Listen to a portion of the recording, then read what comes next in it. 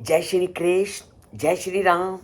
और नारद मुनि जैसे ही देवलोक को गए तो विचारों की अधेड़ बुन में लगे हुए जाह्नवी नदी के पास ही तमसा नदी के पास वाल्मीकि घूमने के लिए आ गए, क्योंकि जब व्यक्ति चिंतन में युक्त होता है तो उसका घूमने का मन करता है। और जैसे ही वो तमसा नदी के तट पर आए तो तमसा नदी के तट पर आने पर उनके मन में उसकी सुंदरता को देख करके क्या भाव उत्पन्न हुए, उसको हम आज के श्लोक में जानते हैं कि सातु तीरम समासाध्ये तम साया मुनिस्तदा शिष्यम आहा स्थितम पार्श्वे दृष्ट्वा तीर्थम अकर्दमम। और जैसे ही वो तमसा नदी के किनारे पहुंचे, सातु तीरम समासाध्ये, तीरम इन होता है तट पर, तमसा नदी के तट पर पहुंचकर, तमसाया मीन तमसा के, तीरम मीन तट पर, समासाध्य मीन पहुंच करके, मुनि मीन मुनि ने, तब शिष्यम आहा, अपने शिष्य को कहा। कौन सा शिष्य? जो बिल्कुल उनके पास खड़ा था।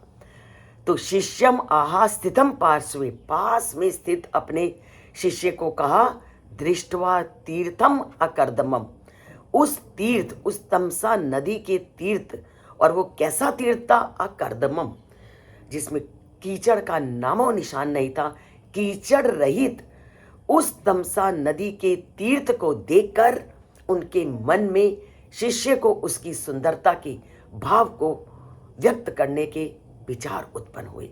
तो वाल्मीकि के ने अपने मन के विचारों को, अर्थात जब उन्होंने प्राकृतिक सौंदर्य के इस आनंद को देखा तो अपने उस आनंद के विचारों को उन्होंने अपने शिष्य भारद्वाज मुनि के सामने व्यक्त किया।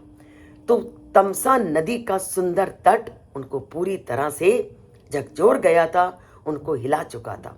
और ये तमसा नदी के सुंदर तट के माध्यम से रामायण हमें ये शिक्षा देती है कि नदियों के तटों को सुंदर बनाइए, नदियों के वातावरण को सुंदर बनाइए, ताकि वो आपके मन को आकर्षित करें और आपके मन में को भी पूरी तरह से स्वस्थ और स्वच्छ बनाए।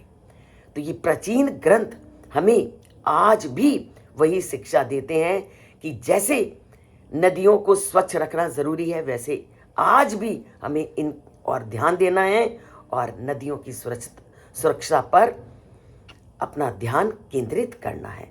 पर इन सब बातों को, अपनी संस्कृति को, अपने संस्कृति की महानता को जानेंगे अगर रामायण से जुड़ेंगे और इसको जन जन तक पहुंचाएंगे। इसके हर श्लोक को अपने साथियों तक पहुंचाइए और रामायण पढ़ने के लिए उन्हें प्रेरित कीजिए। तो बोलते हैं जय श्री कृष्ण, जय श्री राम, इस लाइन से जुड़ते हैं और इसको जन जन तक पहुंचाते हैं।